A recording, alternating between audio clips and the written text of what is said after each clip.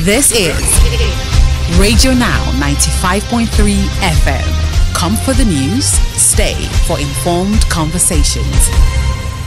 Reports say the federal government has blocked access to trading platforms such as global cryptocurrency giant Binance. Though there has been no official announcement from the government, users confirmed limitations in their ability to access the site and perform regular functions in what is seen as attempts to stabilize the FX market in the country. Earlier, Binance had announced that it was working with the Nigerian government to deal with transactions on its platforms that are non-compliant with local regulations. To get a better sense of this and why it's important, we're joined by Nathaniel Luz, tech entrepreneur and author of Yaba Nobi Silicon Valley. Good morning and welcome, Mr. Luz. Good morning. Thank you for having me here. It's a pleasure to have you on. Let's start with your reaction to this latest development. Okay, it's quite unfortunate from the part of the government, right? What we are dealing with, seeing the naira falling against the dollar, one of the things driving that is a lack of trust. People do not really trust that the government can do what they say. People are losing trust in the economy. That's why more people are moving their funds to the dollars. So now carry out actions like, oh, we ban Binance, we do this, we do that. You're just worsening the situation. Because this is a situation of trust. If people don't trust, it's like a relationship. If I don't trust you, you cannot force me to trust you, right? And doing any actions of trying to show power or trying to show that you can oppress or do things is just going to worsen the situation, which is what we're saying right now. Mr. Luz, is the government getting any sort of results? Because following the announcement, we've seen dips in offers that were made on Binance itself. It depends on what we call results. Do we want quick gains or do we want something that is sustaining? The previous CBN governor went against OctaFX. The guys had to stop publishing rates. He accused them of being the reason. Well, I mean, how do you accuse just a news platform of being the reason why the naira was falling? Since then till now, we've seen the naira that it has kept on falling, right? In the previous government, we saw them go against feedback. We saw them ban crypto. I mean, all of these playbooks, this whole thing has been done before, right? Crypto was banned just a couple of years ago. We didn't see results. Right, because you are not addressing the situation. The buying or selling of crypto on Binance has nothing to do with the state of the Nigerian economy. Like, it's two different things, right? We have an issue of excess naira in circulation. We have an issue of Nigeria has some Eurobond payments coming up, right? And traders are worried that will Nigeria be able to make up the payments after the payment will it affect the value of the naira? Do you understand? We have an issue of the fact that our economy is heavily reliant on imports versus exports. We have the issue of people that are jackpotting, selling off their assets and grabbing all their naira and converting to foreign currencies.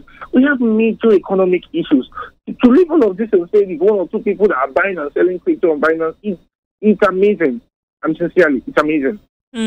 There's an argument that's been made that Binance should be restricted or shouldn't even be allowed to operate because we already have other platforms where people can trade. We still have issues with BDCs, for instance, and there are speculations or assertions on how the existence of BDCs are an aberration of sorts. Do you agree with this argument, or if you have a counter argument, what is it? You see, individuals would always trade, right? There's nothing you can do. Crypto was banned in Nigeria for a couple of years. Did that stop trades on Binance? Did that stop trade on other places? Twitter was banned also in Nigeria. Did that stop people from using Twitter? Right? To assume that you wake up and say we ban this and people will stop using it is not possible.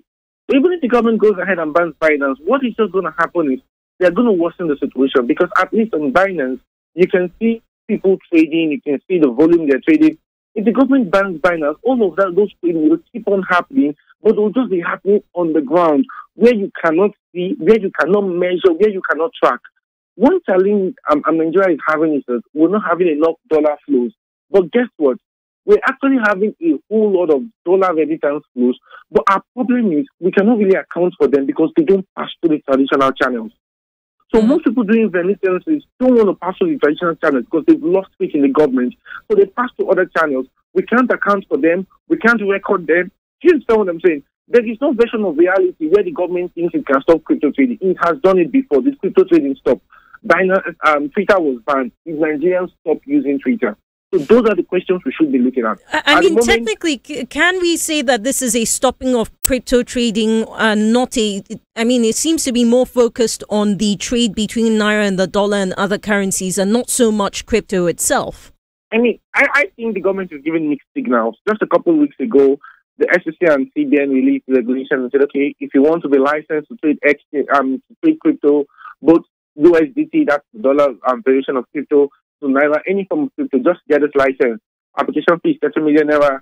You need to have a paid up capital of 500 million naira. And startups like my own startup, we were daring to get some of these things. But today you're saying you ban Binance. So first off, everybody's confused. What exactly do you want? We think the government should pick a struggle and stick to it. If you want to ban crypto, if you think you can and you want to, fine.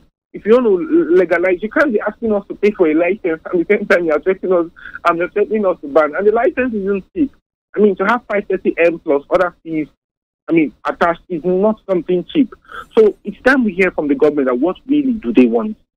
Mr. Laws, thank you very much for speaking with us this morning. Our guest on the conversation, Nathaniel Laws, is a tech entrepreneur and author of Yaba Nobi Silicon Valley. He joined us to speak on the recent ban by the federal government, the blocking of access by the federal government of Nigeria to trading platforms such as a cryptocurrency platform Binance.